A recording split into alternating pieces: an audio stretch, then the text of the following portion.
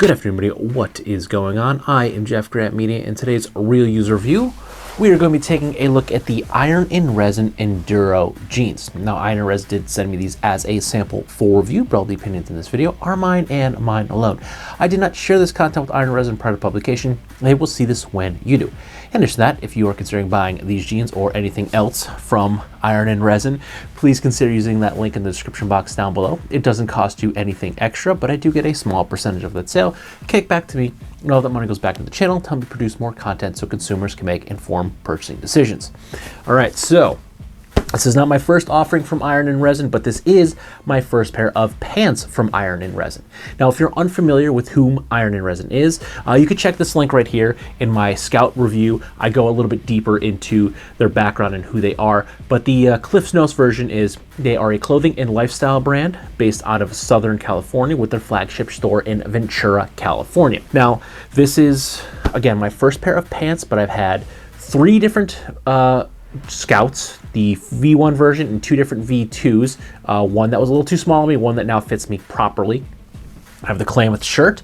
I also have a Rambler corduroy trucker jacket, and I have the Enduro jeans. And I have been wearing these for a while now, and I will say I've been actually wanting to check these out for quite some time.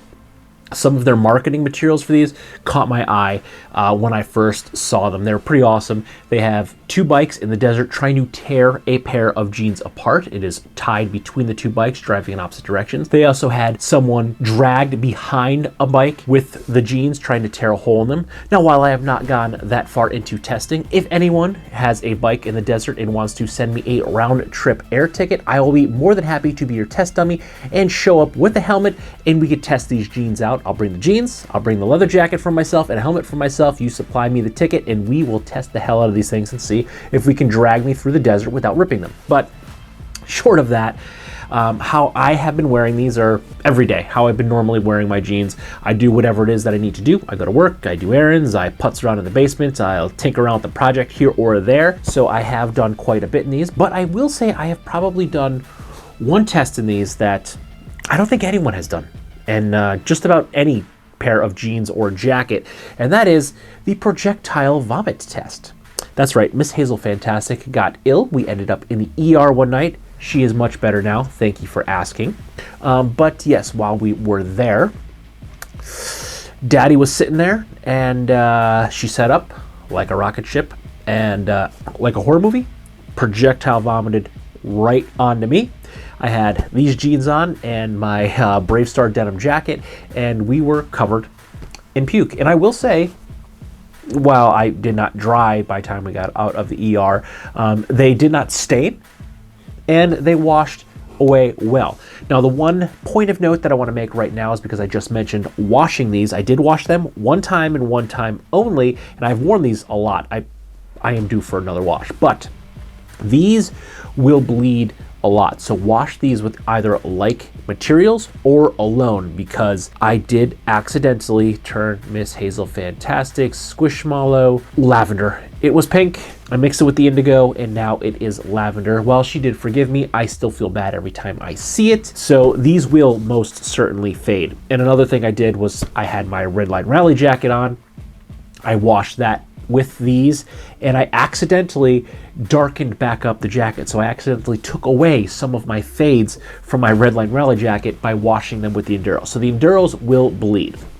They will also crock. Now, this isn't terrible, but if you saw the boot review of this had a little bit of crocking on it, not much. And while there is not a lot on here, all of the crocking that you can see on these boots are from the Enduro. So if you do wear a lighter color boot, or say like a white Chuck Taylor or white sneakers, you may want to wear a darker piece of footwear with the Enduros, because they will crock. You can even see on the leather patch of the jeans themselves, it crocked on that. So I will recommend when washing these, wash them with like colored items, or just wash them alone and be completely safe. I will say I did not put these in the dryer. I did hang dry them, but they did not shrink at all. I think I did wash them in cold, because I did wash them with other selvage, but I did wash these on cold, hang dry, but they did not shrink at all. By the time they dried, I put them back on. They fit the same they did before I put them in, and they're completely fine. Now, the way they're wearing, You can see, like I said, I am due for another wash. I had these on today. I had to take them off to do the review, but yeah, these are wearing really, really well, and these are not selvage, but you can see I am getting some nice creasing and nice honeycombs on the backs of the knees, and you can see there's no selvage ID. These are not selvage denim, but they are wearing really, really nicely. They're incredibly comfortable to wear. I've had pleasure to wear them. The one interesting thing about these jeans in particular that I've never seen on any other jean are the pockets, the pocket design. They have that little extra horseshoe at the top of the pocket, which is interesting. It took like a day or two to get used to, but once I got used to it, I didn't even notice it anymore. But it is just an interesting design feature that I have never seen on another pair of pants. Now, while we're talking about the pockets, the depth of these pockets is also really, really deep. Now, if you're sitting down and trying to like struggle to get your cell phone out of your pocket, it's a bit of a hassle because the pockets are really, really deep. But because these jeans come from a company with a motorcycle and motocross background, the deep pockets are intended and incredibly useful if you are driving two wheels. One of my personal paranoias is always something's going to fall out of my pockets when I'm on two wheels. Yes, I currently only have a 50cc Honda Ruckus, but I have had bigger bikes in the past, and I was always paranoid about that.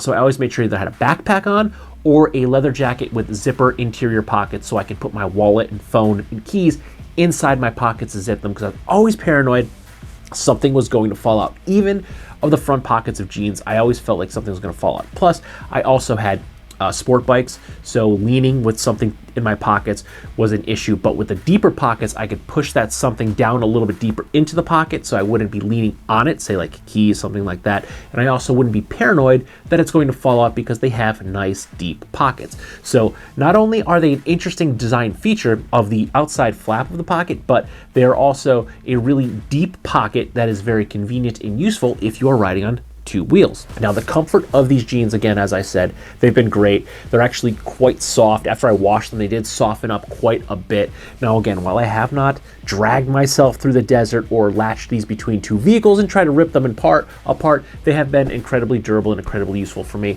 You can see there's probably, I don't know if it's going to come through, but there might be a little bit of a fade coming on this back pocket. It's not coming through the camera very well, but in person, there's like the corners of where my wallet sits in my back pocket. You can kind of see, and you could probably see like right in here would be where my pocket knife sits, and it's like the bottom, this outside piece of the pocket knife where it presses the outside of the denim. There is a tiny fade, and these have gotten quite a bit of wear out of the pairs of jeans that I've been wearing over the past month or so. This is one of two pairs that I've really been wearing in heavy rotation. So I've been testing two different pairs of jeans, this being one of them. I've been basically wearing one pair for a couple of days, swapping to the other, wear them for a couple of days, swapping back and forth.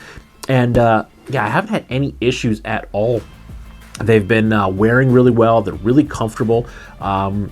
The fit is, what are these? I think these are, yes, these are a 32. So these follow vanity sizing. So these are a 32 waist on their websites. That means it's vanity sizing. So vanity sizing means it's generally 2.5 inches bigger than the tagged waist size. So these are a 32, which means the waist size is actually like a 34, 34.5, which is any off-the-shelf jeans. Like you go with a pair of Levi's, you go to an H&M and buy a pair of pants off the shelf, they're going to be 2.5 inches bigger than the tagged size. You don't believe me? Grab a tape. A tailor's tape is preferred. The soft tape will measure better.